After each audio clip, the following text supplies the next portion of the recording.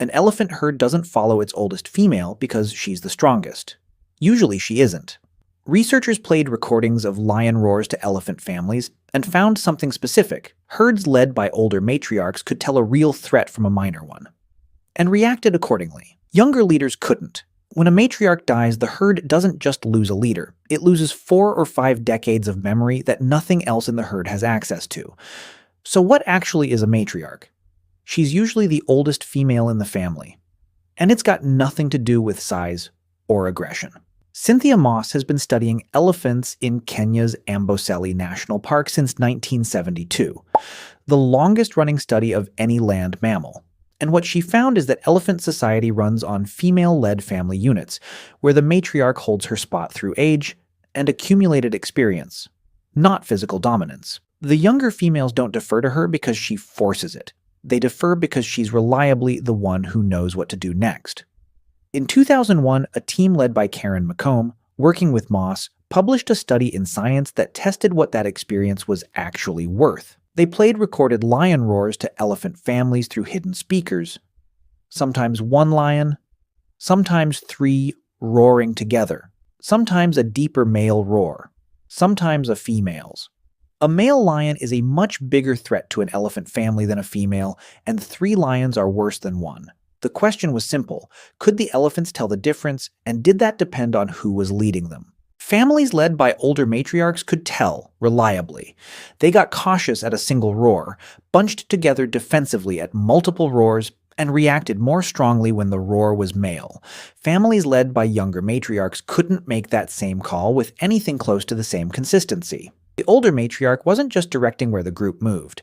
She was the reason the group correctly read how dangerous a moment actually was, in real time, off a sound alone. This is why researchers describe matriarchs as repositories of social knowledge. Not as a metaphor, that's the actual language in the study.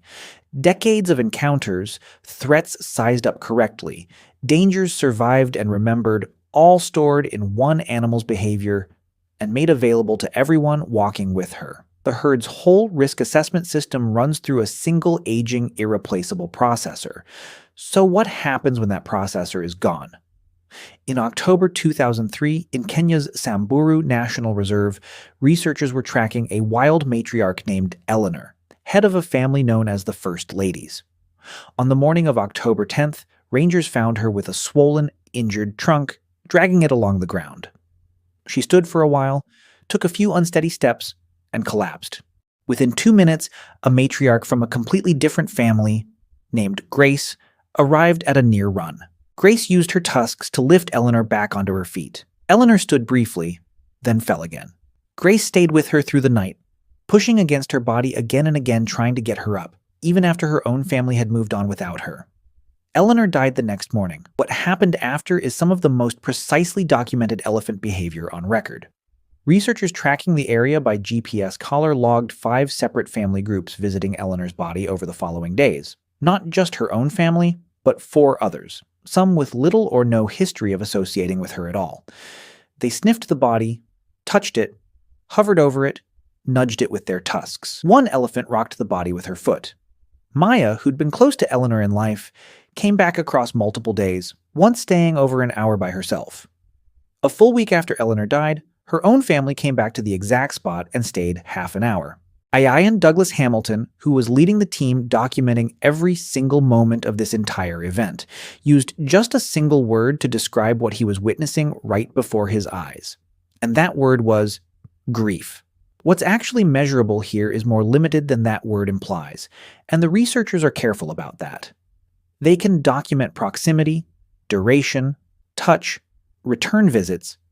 That data is real, logged to the hour. What they can't measure is the internal experience underneath it. Whether what looks like grief works the same way it does in a human mind, or whether it's something related but genuinely different that just happens to look similar from the outside, the GPS data can't answer that. What is measurable is what the First Ladies lost beyond Eleanor herself. They lost access to everything she'd spent her life learning. Which water sources held up in a bad drought, which routes avoided the worst danger, how to read an unfamiliar sound before it became a real threat. A new matriarch would eventually take over, usually the oldest female left, sometimes one of Eleanor's own daughters. But she'd be starting from less time, less survived. Less of exactly the kind of knowledge the 2001 lion roar study had measured and found actually mattered. Younger matriarchs lead, and families survive that, mostly thrive even. But the research suggests they get by a little less precisely, at least for a while, because the specific knowledge that once kept the herd safe in a given moment left the world with the one animal who'd spent decades collecting it.